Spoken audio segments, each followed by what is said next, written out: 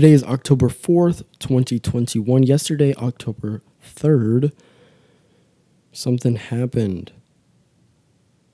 See on my screen here, an article was published by the ICIJ, the Pandora Papers.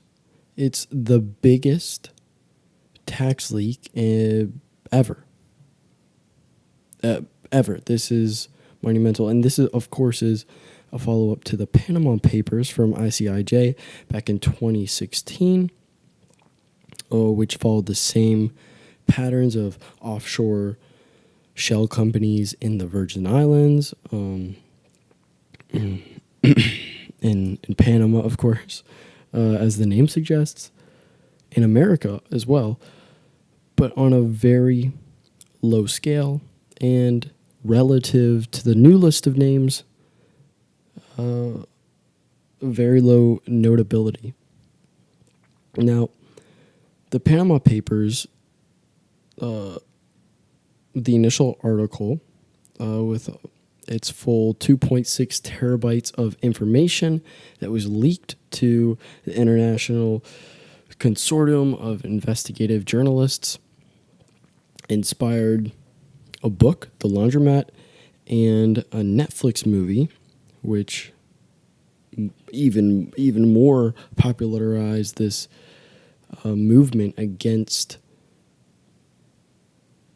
tax avoidance and tax evasion. So tax evasion is illegal. That's where you're just not paying taxes, or you're just not paying taxes. Tax avoidance is where you're finding loopholes, essentially.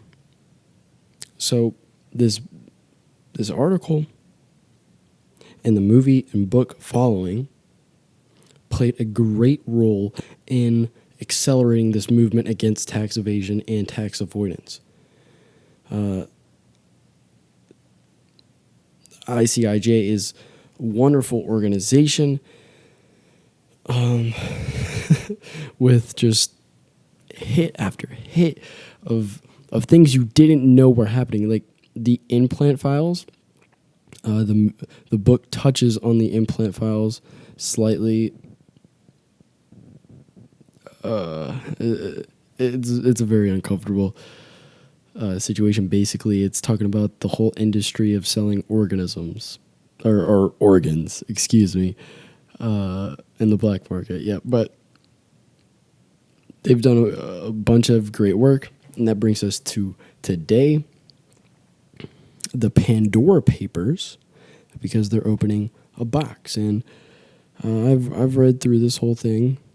I've read through, some other articles, getting other people's take on it, other opinions.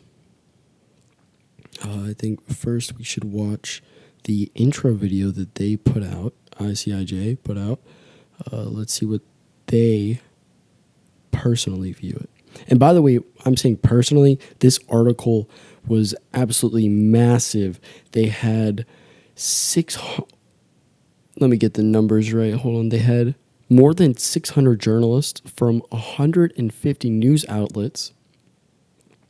That's absolutely insane. It's the biggest journalism partnership in history. Literally in history. Let's hear what they... This leak is really Panama Papers on steroids. This is the Pandora Papers, because we think we're opening a box on a lot of things. We're looking at about 12 million documents from 14 different service providers. These are law firms, firms that set up secret offshore accounts for people in multiple jurisdictions. The British Virgin Islands, Belize, Samoa. These documents, for the very first time, is actually showing the US as a tax haven itself. Wow. Just showing you the volume. Some of the most famous people in the world that are in these documents. Presidents, prime ministers, government ministers, the King of Jordan, a number of very high-profile Russian clients, people that are very close to Vladimir Putin. We're seeing them buying real estate. We're seeing them trading in shares, using offshore companies. They're buying houses, cars, artworks. I guess it mostly demonstrates that the people that could end the secrecy of offshore, could end what's going on, are themselves benefiting from it, so there's no incentive for them to end it. True. We're not looking at a couple of $1 million here, we're looking at trillions of dollars. The financial centers of the world, like the US, Europe, leaders are able to funnel and siphon money away and hide it in these jurisdictions through the use of anonymous companies.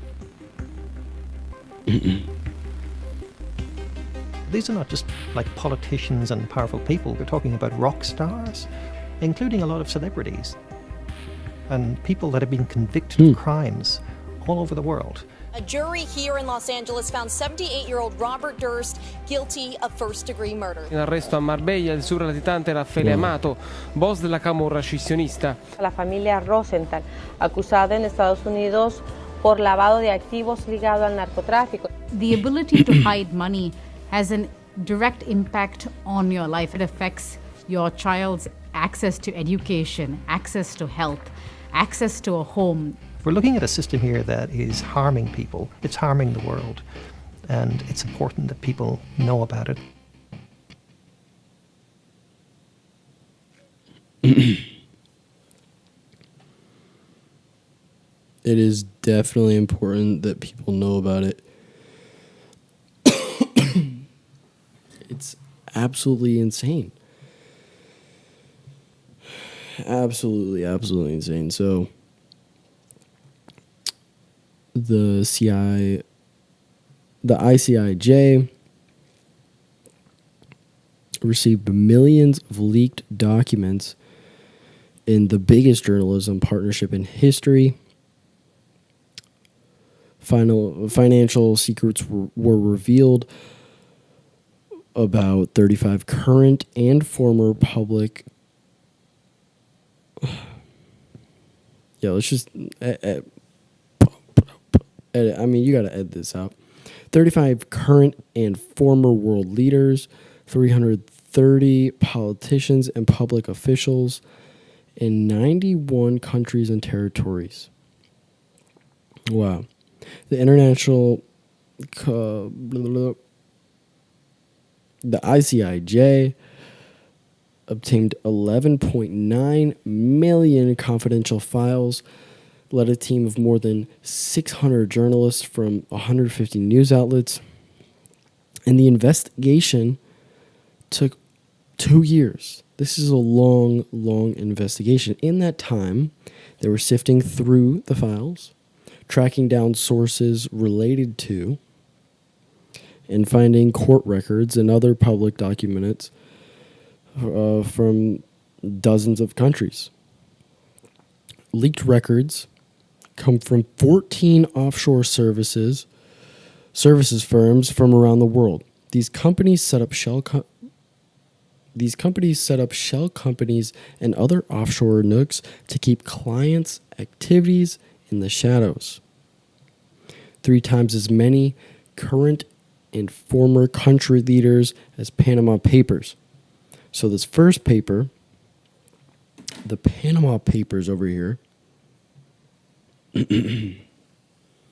had how much? 3 times less politicians. So either, listen to this, either politicians saw this and they're like, oh, I can do this too. Or we didn't catch them and they've been doing it since way back when, because photos, nearly 3 terabytes of data, equivalent to 750,000 photos on a smartphone,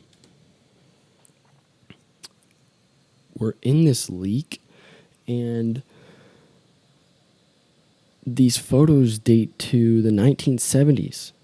However, most are from 1996 to 2020. So at best, politicians have been doing this stuff since 1996.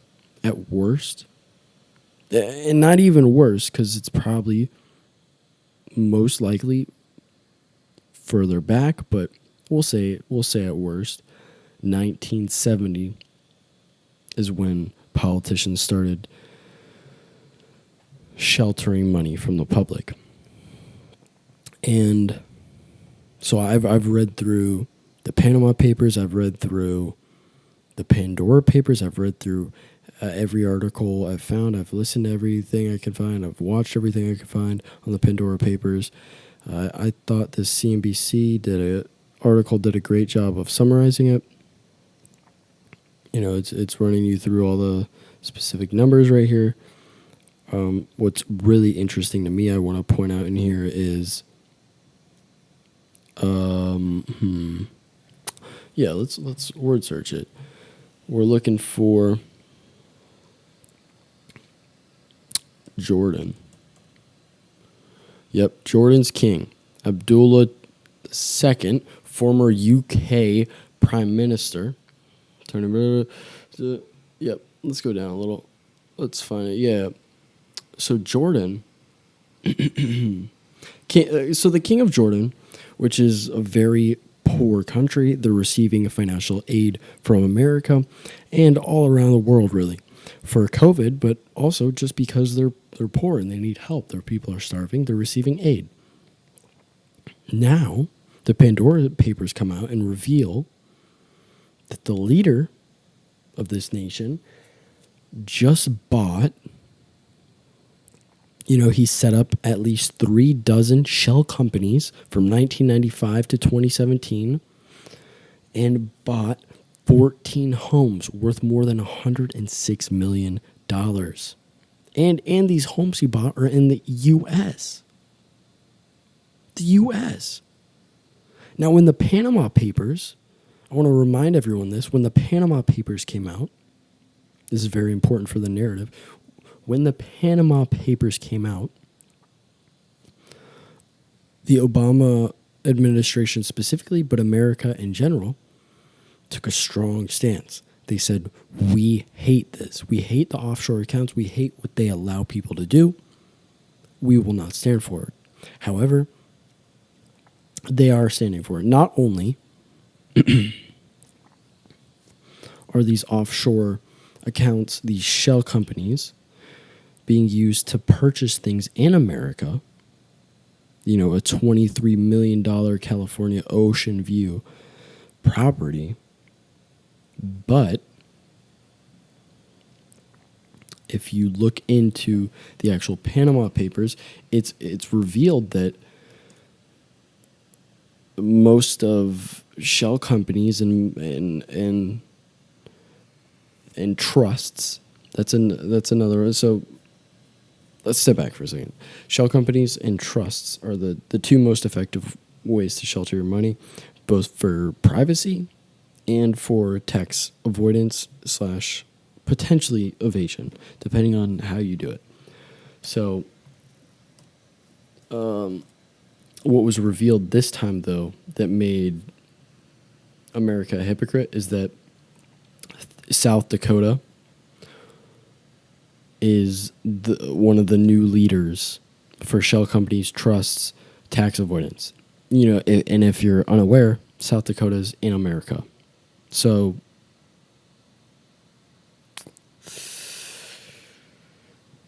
this is, it's a tough, I don't really know what to think, because listen to this. Months later, a confidential document indicated that the family of Dominican Republic's former Vice President Carlos Morales, I can't read the name, had abandoned the Bahamas as a go-to sanctuary for their wealth. So what this is saying is, these people bounce from place to place when one place is no longer efficient in hiding their money. So this guy went from the Bahamas to America, 1,600 miles away.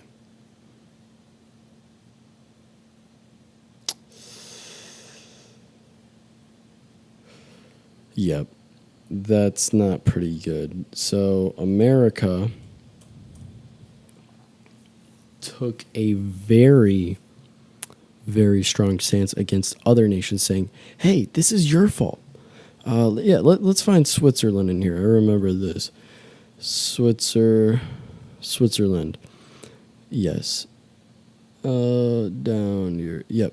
U.S. authorities have taken action over the past 2 decades to force banks in Switzerland and other countries to turn over information about Americans with overseas accounts.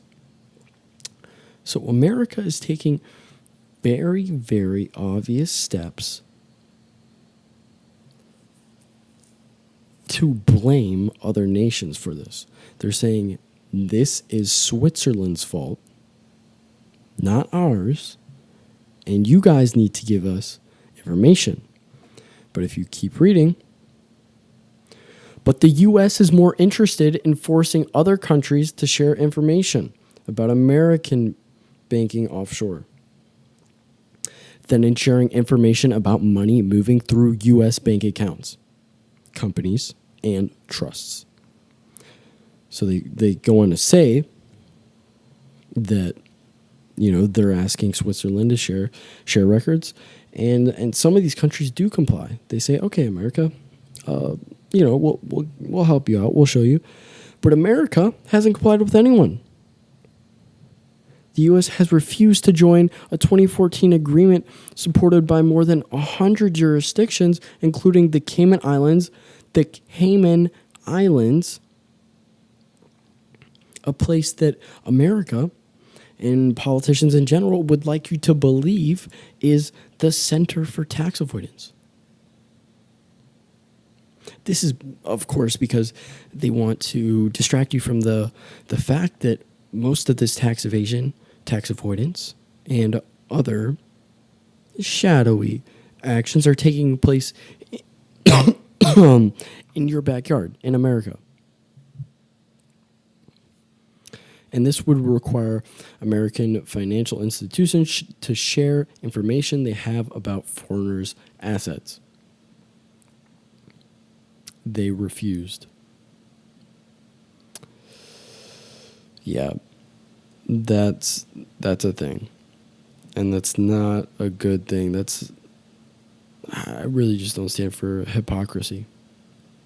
If you're gonna do something, I don't care. But if you're taking actions against other countries and you yourself are not following your own rules, that's the whole thing.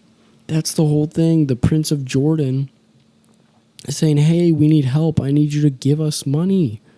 And then he himself is using money to buy excessive amounts of real estate. And I'm not here to, I'm very capitalistic. I'm very, low taxes, I guess, kind of. I'm leaning more towards the low taxes, but you can't be asking for money, for help, and then go buy not one $27 million mansion. I guess that would be okay, but you definitely cannot go buy in excess of $106 million in real estate while you're begging other people for money. That's just not how this is going to work. So 12 million files, 14 firms.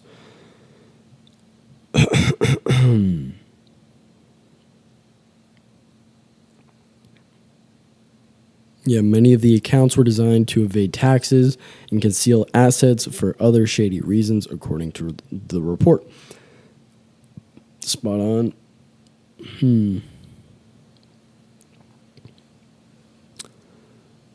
Yeah, so it's just a bunch of hypocrisy, really, that's being shown here. Putin, of course, I believe, and this is a popular doctrine, but I'm subscribed to it, that Putin is the richest man in the world. Everyone will say, like, Elon Musk, Jeff Bezos. That's only because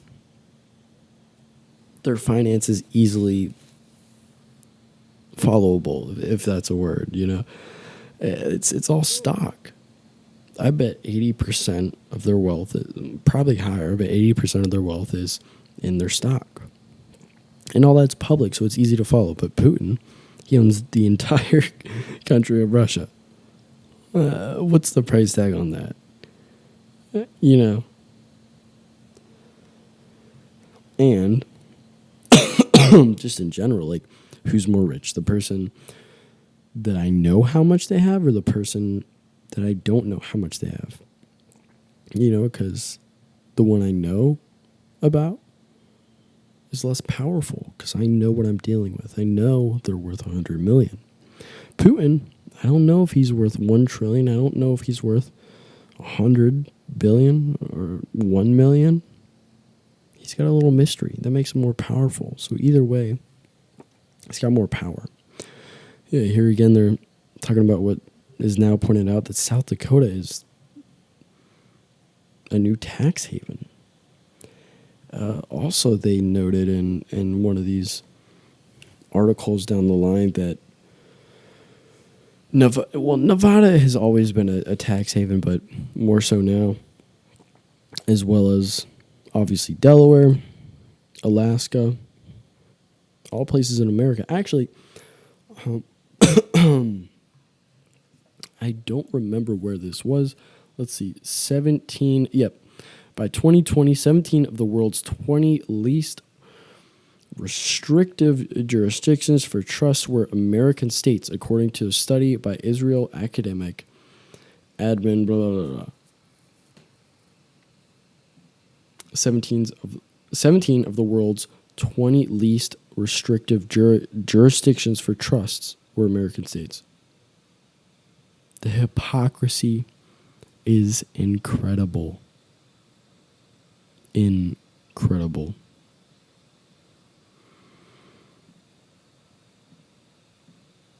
Now, to add on to this, like, you know, we already talked about Jordan. We already talked about everything. Let's look up Facebook. Let's look up Facebook. Just real quick, and then we'll end this.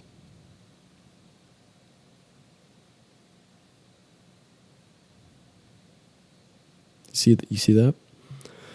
Facebook shares dropped nearly 5% after major site outage and whistleblower interview. This article, I haven't seen this before because I haven't been following. I stopped following this yesterday, last night after the 60 Minutes interview came out. Well, they even included it in the title. I'm drawing together the conclusion that Facebook, their servers went down to limit information spreading about the whistleblower. And in case you didn't know, a whistleblower came forward and not only gave information, but revealed their name, making that information much more credible.